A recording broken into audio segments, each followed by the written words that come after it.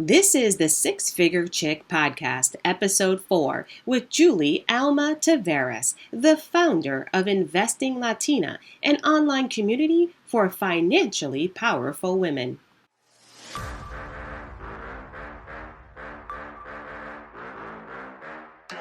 Hey, buckle up, queens. It's time for the Six Figure Chick Podcast, the one and only podcast made to teach Black women like you how to make a six-figure income. Whether you are a high-performing woman, professional, new business owner, author, speaker, or even a mom, you're sure to pick up golden nuggets of actionable advice when you listen to the Six Figure Chick Podcast. Each week, we will deliver hard-hitting, no-nonsense, keep it real topics about being a Black woman in America and the girl, hush your mouth. We deal with. We're going to talk about this and that, and we're going to talk about everything else that has held us back. No more, queens. It's time to hear from real people with real life and real talk. So grab your best girlfriend and get ready for this ride. Hey, I'm Cherie Griffith-Dunn. And I'm Nayoka Wright-Smith.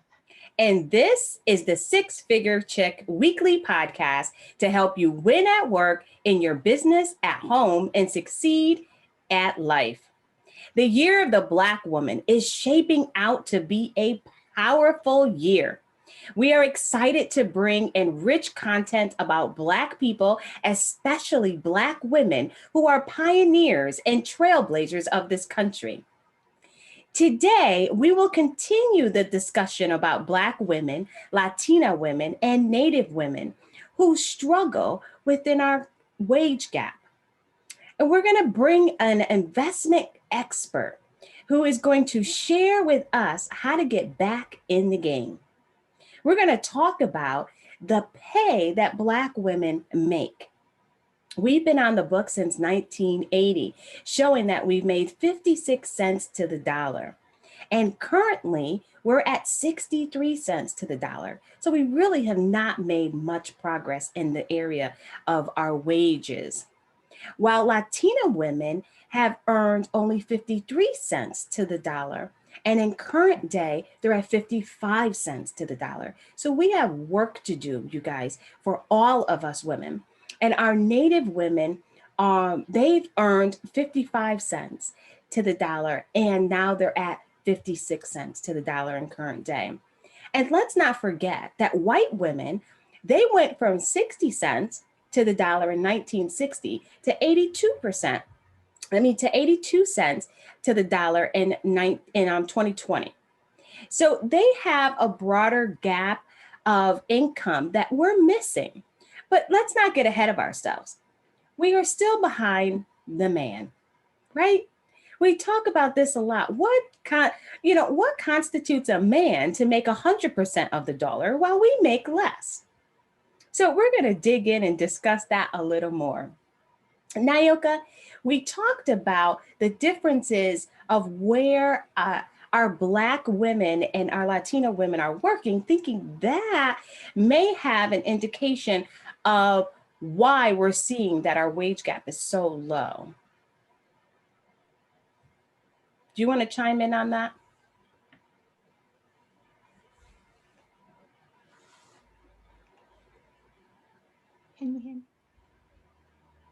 Did you lose that? So let's go over. So when we looked at where women worked, that was a big component of mine, right? Because we know we talk about the education, and we'll get into that in another podcast. But let us talk about the types of jobs that Black women are holding. So it has been known that the majority of the jobs that Black women currently hold, even current day, is in the healthcare field. And then when we look at the Latinas, there's 70% that has been recorded that they're working in the hospitality field.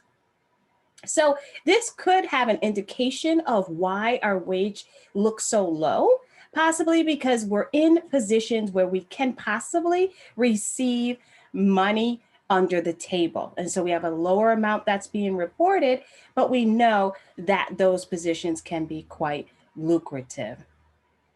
So Okay, no problem. Nayoka's having trouble with her sound, so she'll pop on in when we get a moment.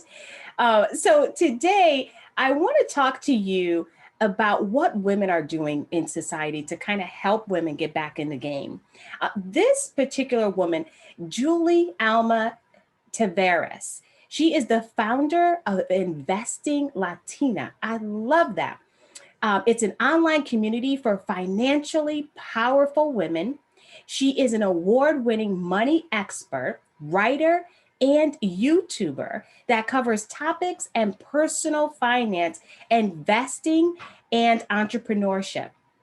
She is a speaker and facilitator who has led workshops at NASDAQ, you guys. Seriously, Google, come on now, bring it, and other Fortune 500 companies and startups. Her money philosophy has inspired thousands of women to live a minimally and spend intentionally. We need some of these golden nuggets from her so that so that they can invest more. And that's part of the reason why we're not in the game, right? We don't invest more because we don't know how. Sometimes we're scared, but she is going to bring you all of that juicy nugget so that you don't have to be afraid anymore. Her program, the Investing Workshop, teaches foundational investing principles and strategies. And if I'm not mistaken, I believe that class just started or it's starting Monday. So get involved. Go to her Instagram at, I love this, you guys, J.LO of investing. That's what I'm talking about. Dropping the mic on investing. That's exactly where we need to be. You can text her where she invites you to ask money things. Oh, that's amazing. So you guys can actually text her and she will answer questions about money things. And you can also make sure that you follow her on Instagram for hashtag money memes inspired by pop culture. Oh my gosh. You can also find her on YouTube. So don't forget to go to YouTube. And I also want to make sure you write down Twitter because she does some amazing things over there. Jully, oh my gosh, thank you so much for being here today. I am super excited to have you here. Thank you, Cherie, for that introduction. I'm so happy to be here. Nayoka, thank you so much. It's really an honor to be here with you ladies. I'm excited about what you're doing and the fact that we are empowering women to get their money right. We need to close these wage gaps because we're not liking that. That's not cute. We got to work on that. And together, I'm really excited for what we're going to inspire women to do. Thank you so much. Nayoka has some questions queued for you. Do we have sound? We don't have sound. It looks muted. Can you hear me now? Yes, we can. Oh my gosh, I am so sorry. I'm telling you, technology, right? Hey, listen, It takes it's a the way village the with world is technology. operating now. It's all We'll good. get it. We'll get it right. We'll get it right. We promise.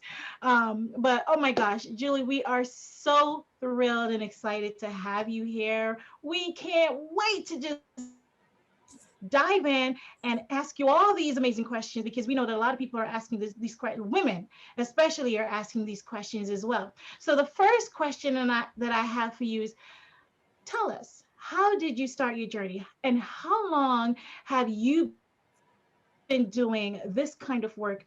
And how did you get started at this kind of work, in this kind of work? Yes. So my money journey began, and I was thinking about this earlier today. I got my first paycheck when I was 14 years old because I was a tutor at my high school. I was tutoring my peers. I was at the time tutoring the freshman class on math. And so I would work during my lunch hour, and that was my first job essentially that I got a paycheck for. And I was super excited about it. And it was probably like $25. Who knows what it was, something very minimal. But it was really my first time where I was like, oh, wow, I can work and I can make money. This is cool. And, I can decide how I spend my time and how I can spend my time to earn money. And really, that was my first experience with getting a paycheck. And I have worked in the fashion industry from the beginning. Like when the high school fashion is the high school that I went to, and I've always been very, very passionate about fashion. I ended up going to the Fashion Institute of Technology here in New York, where I'm from. And there I also decided to study economics. So I have always danced this fine dance between fashion and the economic world. So it's been really interesting. And when I was 19 years old, I took this part-time job as an assistant for a nonprofit organization, and they told me about a 403B. And I really did not know anything about the investing world or what investing for retirement was like. And I didn't even know, that wasn't even the word that they used. It was always like, oh, here, you can save for retirement. And I said, oh, interesting. Okay. And they said, if you put in $50, we'll put in $50 too. And I said, oh, it sounds like free money. Sure, let me do it. And that's how I started investing. I was 19 years old, no idea what I was doing, but I started because it sounded good and they were going to give me that free money. And Mhm. then It's 6:30. and then after that, I went on to work in the fashion industry. I graduated. I worked for Mr. Ralph Lauren, and I really had a great career in the fashion world. But what happened while I was living and working in that fashion career was that I accumulated a lot of consumer debt. So I started, as soon as I graduated, I had this thing like, oh my God, I have to look good. Like I'm gonna be around these people. I'm gonna around Ralph Lauren. I have to like be on point. And I started to shop. And what I unfortunately developed was a shopping addiction. And that shopping addiction really led me to being tens and tens and tens and thousands of dollars in debt. And it was so rough to say the least. Wow. If you are out there and you're listening and you maybe have credit card debt, you know what it feels like. And it was really, really hard for me because I was really overspending more than I was making. And I was using my shopping as an escape. And I did it for so many different reasons. I did it because I was celebrating something. I did it because I was feeling sad about something. I was disappointed something didn't go like I wanted it to go. So it was this really, psychological thing that I went through, where I was accumulating all of this debt. And then when I realized that I felt suffocated by it, I knew that I had to get out of it. It felt like I was swimming in a pool and Mhm. I was underwater. And even though I kept swimming and swimming and swimming to try to get to the top, I never made it to the top. So that's kind of the pressure that I felt having all of this consumer debt. So I decided to get serious. I got very serious and I was like, that's it. No more shopping. I have so much stuff, so much clothes, so many accessories. I don't need to shop anymore. And I cut it out and I paid off all my debt. It took me a long time. It took me almost 2 years to pay off all of my debt. And the Mhm. good thing is that even while I was in that situation and going through that process and learning about how to kind of get out of debt and save money, I was still investing. And that for some reason was the one thing that kept me like it was the light at the end of the tunnel because I kept seeing that account grow. And so even though I had credit cards on this side, I saw that account growing and growing. So, it was Mhm. 5,000, then 10,000, then 15,000, then 20,000. I was like, oh, at least I have something to look forward to. And Right. that helped me a lot in terms of mindset. And Mhm. eventually, I started Investing Latina. So it's been about a year and a half since I started Investing Latina. And it was with the mission to help women learn about how to build credit, and not over abuse credit cards like I did, and how to get into real estate, which I did a couple years ago. I bought the first property for my parents, and then also how to invest into the stock market, which I've been doing since 19, and I've learned so much along the way. So those three pillars are really what guided me to starting this company that now, even though it started out as something just for fun, has actually evolved into a business where I teach the investing workshop, and it's happening this week. I'm super excited about it, and it happens every couple of weeks. So definitely check it out. You can just find me online, Investing Latina, and you can find out when the Absolutely. next workshop is. That's excellent. I have a Wow. Oh my question. gosh. Yeah, I just amazing to think about. You said some really key points that I'm sure someone out there is like, that's me. We first you said you had to look good, right? And so, you know, call it what it is. We do that in our culture Mhm. where we want to look good, and it costs us a ton of money to do that.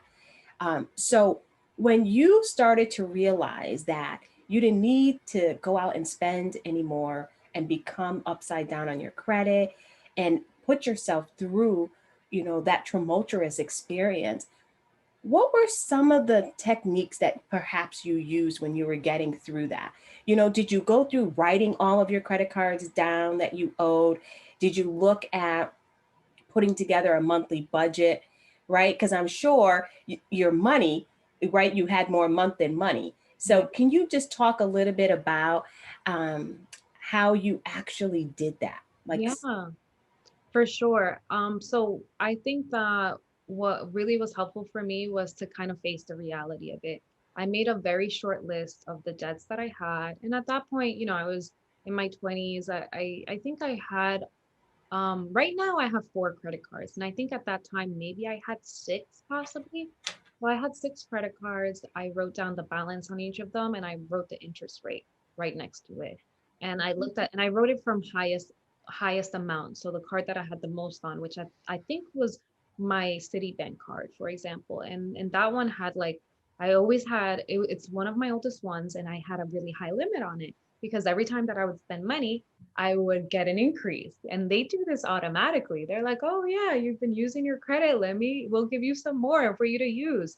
And it makes you think, oh yeah, I have more to spend. But obviously That's how that's they not the get case. you. And it's that's how they get us, and it's not how we should look at it.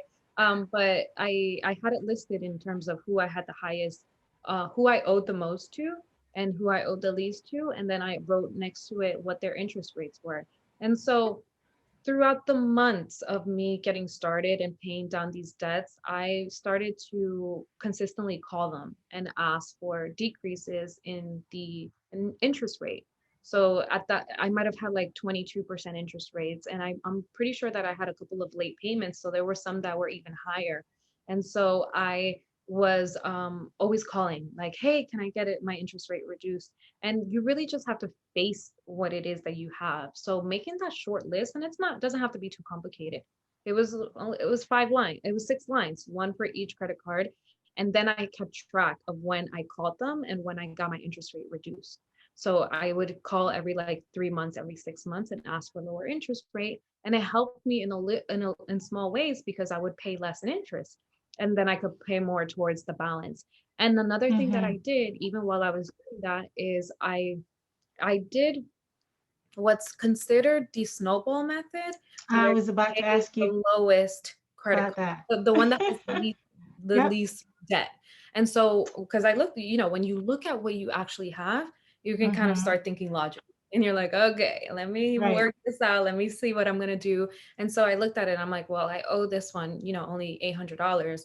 Let me go ahead and pay that off while I was still asking for it to get interest rates reduced and stuff like that. And then I worked my way up ultimately to that Citibank card, which still continues to be a card that I have and have a huge available balance on it. I think it's $40,000 that my credit limit is on that card now, and I owe $0 on it. And I never went back to that place. So that's what, like, the experience was very rough. And I don't want to wish it upon people. And I don't want people to feel that sort of drowning feeling that I felt, because it was mentally, it takes a toll on you, and you start to kind of feel like everything you do is wrong, or you start to feel like, why was I so stupid? And that's rough. It affects a lot of different parts of our lives when we start to think that way. But I will tell you that it was an experience that definitely changed my life. And I knew that I never wanted to go back to that place. And I knew that I wanted to take enough control. I wanted to become financially powerful. Like that was my thing. Like I want to be financially powerful. I want to be able to have excess money. And I need to look at things for what they are in black and white, those numbers, and I need to be consistent. So that was the next thing, like that consistency of calling every couple months. I had it on my calendar. Like, I got to call Citibank, I got to call Capital One, I got to call, Chase, everybody. And then so that consistency, and then always paying those payments down, applying as much as possible to your cards, helped me. So as soon as I got paid, I didn't go out, I didn't go shopping, none of that. I said, listen, I owe this money, it's my responsibility, let me pay it. And I did it, and it was hard. And I Mm-hmm. had to sacrifice. That's something that is really important that we can talk about, the sacrifices that we make. Right, right. Wow. Julie, thank you so much for being so transparent because this is the real world that we're living in, and real life is happening to people everywhere. They're losing their jobs, stuff like that, and having to turn to a credit card sometimes. It's not just because they're spend, they just love to spend. It's situations that causes some people to get into that, financial crisis. So hearing you, talk about your journey and how you have overcome. This is so amazing because I was about to ask you, how did you hit it down? Did you go from the smallest or the largest? So Yeah. just hearing you talking about the snowball effect is just amazing because, when you hit the smaller ones first, you feel like you're accomplishing something. Yes, I got rid of one, and you keep moving up to the next, to the next, to the next. So this is just so amazing. I hope you girls that are out there that are listening to this podcast that you are taking notes. This is how you go about hitting your getting rid of your credit card debts. Take notes, Julie. One other question here for you. So what would you say is your most successful investment tip? Oh, that's a good one. I think that the most successful thing that anybody can do is to start today. Doesn't matter how much, it doesn't matter which investment you choose, it doesn't matter what company you use. None of those things matter as much as what the effect of starting today has. And the reason I say that is because it's all about time. The time that we can keep money in the market is what's going to allow us to grow that money. It's what's going to allow the money to compound. So for me, making that decision kind of like blindly or mindlessly when I was 19 had a really huge impact on my life. And I get some people that have come to workshop and say, I feel like it's too late, maybe. And some of these women are like 35. And I'm like, girl, you are not too late. You are young. You're a spring chicken still. But I also do get women that might be 50. I had a student recently that was 52, and she's like, I paid down my house. Like, that's so great, but I don't have anything for retirement. And she's not that far out from retirement. So time in the market is really important. It's never too late. If you don't know exactly where to start, just get enough information to get started. The only bit of information that I knew was, if you put in $50, we're going to put in $50. I didn't know anything else beyond that. So if I can start with that, you can start with what you can, And yeah, some people have the misconception that you need a lot to invest. And it's the complete opposite, especially nowadays. Nowadays, you can buy index funds for $10, $12. It's amazing what's available now. And investing is accessible to everybody. And it's really the way that we're going to get ahead, especially as people of color, as Black people that don't make enough money, as Latino people that don't make enough money, Native American people that do not make enough money, that are in situations where they're barely making minimum wage. Like all of this stuff, we have to get rid of that. We have to work on that. And the way that we do it is Mm-hmm. you build yourself up slowly, and it takes time. You're not going to go from making $15 an hour to making $50 an hour, but you can, and you take steps to get there. And the best thing about investing is that investing is more than the income that you earn. Most of us, we think about earning income. And I talked about this at the beginning. Like when I was 14, I was like, ooh, if I work, I can get this paycheck. So it's trading my time for money. And what the power of investing is that you don't have to do that. You don't have to trade your time for money.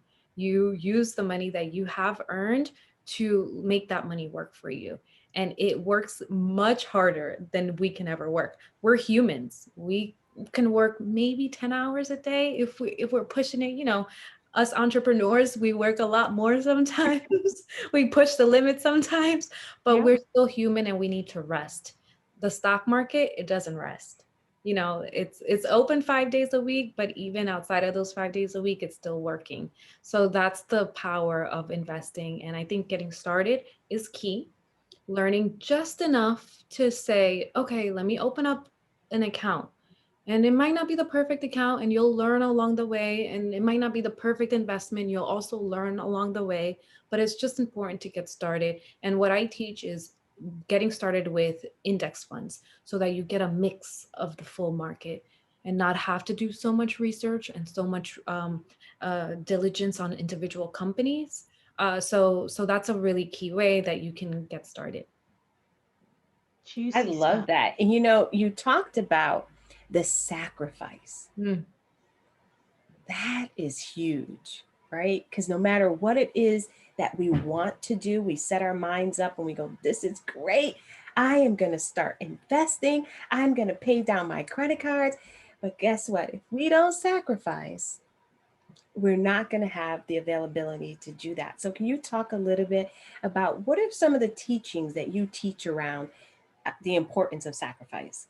Yes. Well, for me personally, I had to sacrifice going on girls' trip. I had to sacrifice trying every new restaurant in New York City. These are the types of things that I did when I had no money. I had no business being in these restaurants. But I was in there because I was like, ooh, new sushi, let's try it. Right. Next thing you know, oh gosh, $180. All right, damn. Can I get some to go? Um, but I had to give up those things. And I didn't give them up forever. I still go once in a while. I still treat myself, but I was in a habit Mm-hmm. of doing it very often because of those things that I was feeling like, oh, I want to celebrate this. Because at that time, there were so many positive things going on in life. You know, positive relationships, new connections, new milestones in my career. So there always seemed to be reason to celebrate, right?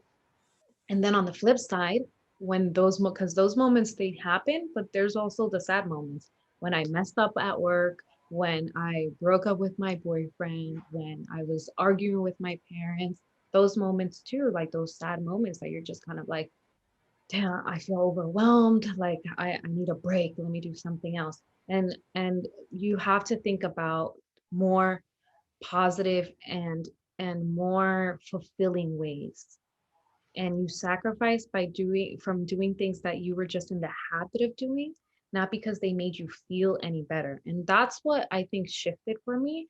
I would go out to these places or I would buy something new, but I wouldn't feel better. I wouldn't feel better until I addressed the issue. When I had the conversation with, the person that I had an issue with, or when I fixed that thing at work that I had an issue with. Until I addressed that, I didn't feel better about it. So I was like, wait a second, why am I wasting money trying to feel better? It's not making me feel better. And really the root of the issue and finding a solution for that is what actually made me feel better. That's when I started to say, okay, let me reassess how I'm doing things. But I had to say no to things. My friends were like, yeah, let's celebrate this now. Like, oh, I got a promotion. Let's go. And I had to be like, I can't go because I can't afford to spend $180 on dinner again. Like, it's too much of that. So I had to scale back and I had to sacrifice. And it felt a little lonely. And, some friends were like, whatever, you're boring. You don't go out anymore. And I'm like, I know I'm boring, but listen, call me over the weekend and we'll catch up and you'll tell me how dinner was. You'll explain it to me. And that's kind of how I worked around it. But definitely I had to sacrifice two full years of sacrificing, saying Wow. no, eating at home. I learned how to cook more because I was disciplining myself. And I didn't buy things, and I really didn't need things because I already had so many things. But it's definitely worth it, in my opinion. It's worth the sacrifice because you put yourself closer to your goals.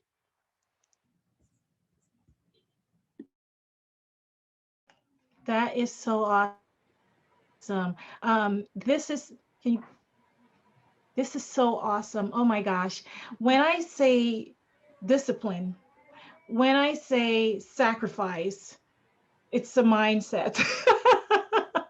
you know, I have to really like think about what it is that I'm going to be doing and stick to it, right? Because if I'm saying that I want to take down a certain credit card and I'm not being disciplined about it, and I'm not going to sacrifice that dinner that I could go out with my husband and we can have if I'm not sacrificing those times, then I'm not hitting my goal. So you're saying this is what we need to do in order to be able to hit down all of those, because it's not going to forever, right? It's until you take care of that goal, get rid of those debt, then. So what do you do afterwards? Because after you don't want to fall back into the same situation that you just worked your way out of. So how do you set yourself up to be successful going forward, right? Going onward. Uh, And that is actually a really big shift. It's very different because you go through a moment of being disciplined and I was like hitting the gym, like I was focused, right? And then you suddenly pay it off and you're like, I could breathe again. I came up from that pool, right? Where I felt like I couldn't reach the top. I finally reached the top and I could breathe again. And for me, I planned on making a big purchase for myself right afterwards. And I treated myself to jewelry. I had just I had just started working at a fine jewelry company, and I'm actually wearing the earrings right now. And I treated myself to this jewelry, and it's like gold and not fashion, not trendy, very classic pieces. And I did that for myself. And it was a little bit of how I celebrated accomplishing that goal and being debt free and paying off all of the interest that I had on these cards, and also putting my credit in a better place because now I had all this available credit and no balance. It was awesome. So my credit was very high and I was just on a roll. I was doing great. So I decided to treat myself, and I did. And then I felt like that treat held me down. Like I felt good about it. I was like, that's great. Like I treated myself and I didn't feel like I had to keep going. But I think that for most people it could be difficult because once you do feel like you have space and room, it can be easy to fall back into it. And this has happened to me before. Like I had paid down bills before, but then fell back into debt because I didn't have that true transformation.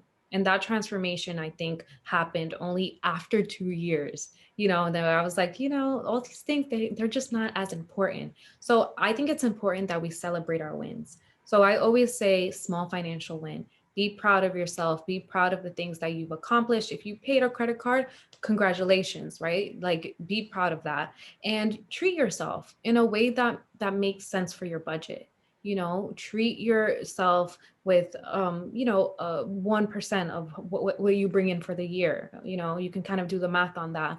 Don't go too crazy. Don't go out and buy a Porsche or something.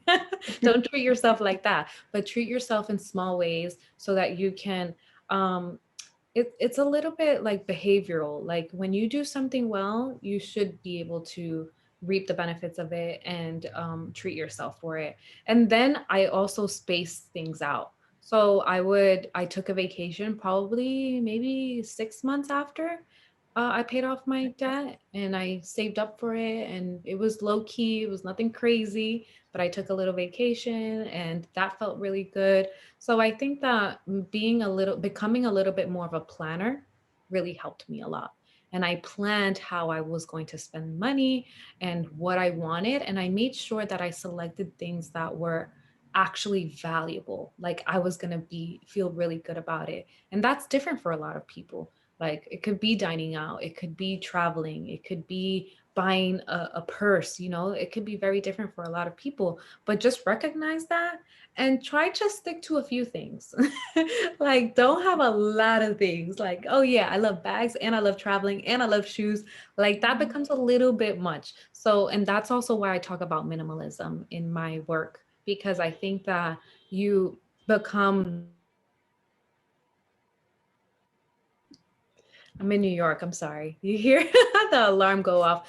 Oh, You we couldn't start. hear it. Oh, you didn't hear? Okay. Yeah. So with the reason I talk about minimalism in my work is because when you have fewer things, you have more space in your mind to do things that you want, to build businesses. And if I hadn't gone through that journey, I don't think I would have ever gotten to the place where I established Investing Latina, because the Mm. only reason I was able to create a business and to create a brand and to find time to work on it was because I relieved myself of those physical things and that spending habit that I had. Mhm. So it was really pretty much life changing for me. Yeah. So do you think budgeting also would have been helpful, if they probably have that plan? Do you talk to them about budgeting as well? You know what's so crazy? I'm not a huge budgeter. So I've never had like a lot of the books, and I've always kept you remember I mentioned like the simple list of the credit cards? That's how I Mm-hmm. always approach money, like a very minimalist type of way, just a small list, what I needed. And I do that with I created the survival number, which is a budgeting system where it's very minimal. And I actually don't even speak too much about it, but I wrote an article for Time Magazine about it, and it's for free. So if you look up Jully-Alma Taveras Investing Latina on Time Magazine, you'll find the article and it's a free download. I'm So sorry, repeat that again.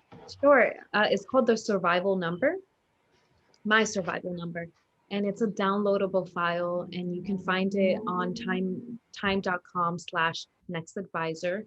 So I wrote it for them because it was how I approached it. It wasn't like a hardcore budgeting type of thing, but I broke it down into 8 lines. I broke down my credit cards into 6 lines. Now I break down my budget into 8 lines, and I say the first one is my rent and utilities. The next one is groceries, dining out, because it has to be in the budget. You have to include it in your budget. There's no way that we're always going to eat at home. That's just no fun. We can do it most of the time and that's okay, but we have to dine out too. And then like personal care and also entertainment. But my whole theory behind the survival number is, what do you need as a person, as a human, to survive, to be okay? You know, the bare bone, you can think of it as the bare bones budget. Like what is it that's absolutely required? And to me, I think entertainment is a requirement for humans, for people. You need to find some respite from the work that you do. We can't just always work and only work to cover our bare bones necessities. No, you need to still include a little bit of entertainment in life, because that's how we also get more creative. So that's the system that I like. And ever since I used that, I never really had to budget. I just stick to it, and I keep slow track of how much I'm spending. And I can see it, I see and I know it. I don't really have to look at the numbers to know that I've overspent. I'm like, you went out 4 times instead of 3 times when you're supposed to, sticking to 3. So it does, it really is about building a muscle, a memory muscle. And that's why I don't spend a lot of time budgeting. But I think if I could do things differently, I would definitely do more budgeting back then. I never did. All I was focused on was paying down my credit card, and that was it. And when I was done paying credit card, all my money was focused on saving and investing. So I think that if I could do it again, I would definitely figure out what my method of budgeting was. I would have probably done the survival number is like a great one. So if you're in the position where you're just getting started and you don't know where to start, but you want to keep it very simple, you don't want like a whole binder because that could be a lot of work and it could be intimidating. Then the survival number could really work for you. That's great. Thank you so much for all of Awesome. these juicy nuggets. Wow. I mean, I cannot wait for your course tomorrow to begin and for people to really get into the game, because you've hit so many key elements on what it is that people can do to get in the game. And face it, you did not talk about one thing that was going to cost them a fee. Mm, Not one thing. Everything you talked about were things that they have at their disposal that are free. They're, the tips on calling your creditors and keep, they're determined to get their money, be determined to lower your credit interest. yes, that's right. So, yeah, I mean, I Sure. just really enjoyed listening to all of these juicy nuggets. I just found them to be refreshing and a great way to help someone really take their life to that next level. And I love it. Keep it simple, Mhm. right? Because we're already overwhelmed with all the bills we have already. Let's keep the plan simple on how we It's can 7 go through and o'clock. pay for it. I absolutely find that exciting. So.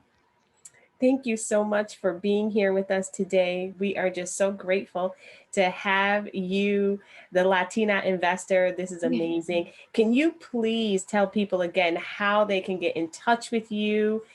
Because I know that people are going to be breaking down your door to get some investment tips. They need it. We absolutely need it.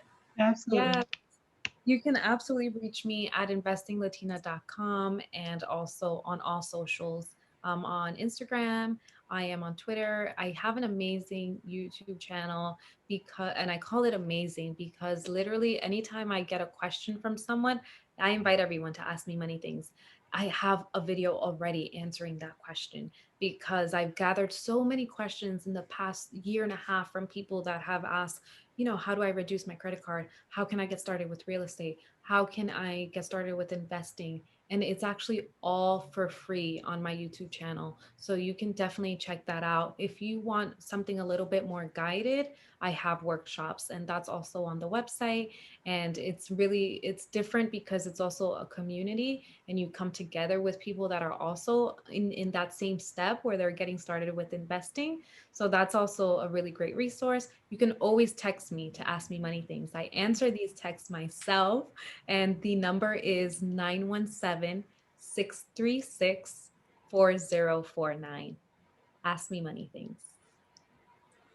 Wow. Awesome. Thank you so much. There you have it, you guys. This is it. These are your golden nuggets for your investing, for you to take your life to that next level. Because face it, if you weren't in the game, this is how you get back in it. So Yes, that's right. Let's do it. And let's close that Get wage in the gap. Let's game. get more money. Thank you so much, ladies, for having me. This has been a pleasure. you're so welcome. Yes. Hold on before we leave. Nayoka, could you please tell the world who you are? Well, I am Nyoka Wright Smith, president of NAWS Coaching and Consulting LLC, and I am a business wealth coach. I help my clients by empowering them with the knowledge, the skills, guidance, and recommendation they need to help them build wealth. Yes, I am not a financial advisor, I am a financial wealth expert. But we do work together. So I help my clients get from where they are and where they've been to where they want to be. Thank you for listening to our podcast. Yes, thank you so much. And as you guys know, I'm Cherie Griffith-Dunn, your business growth coach, your motivational speaker, and #1 best-selling author, founder and CEO of High Performing Women Academy, the place where you belong. We are now accepting applications. Please go to hpwacademy.com. And just so you don't forget, I am your gluten-free foodie, mom of 6 sons, married to the love of my life, and obsessed with traveling. Thank you so much for joining us. Before you go, please go ahead and subscribe so that you get notified for our next podcast. And don't forget, check us out on Pandora, Anchor, and go to YouTube, and you'll be able to see this episode and many more. Go to Cherie Griffith-Dunn. Thank you so much. Bye for now. This has been another episode of the Six Figure Chick podcast. Please be sure to join us next time for some more hard-hitting career and business advice. To stay connected, follow me on Instagram at Cherie Griffith-Dunn. And if you would like to be a part of the baddest club around, join High Performing Women Academy, the place where you belong. Go to hpwacademy.com. And as always, if you like what you hear, come back and next time, bring a friend. If you're interested in sponsoring, donating, or even advertising your business with me, please contact me at connect@CherieGriffithDunn.com.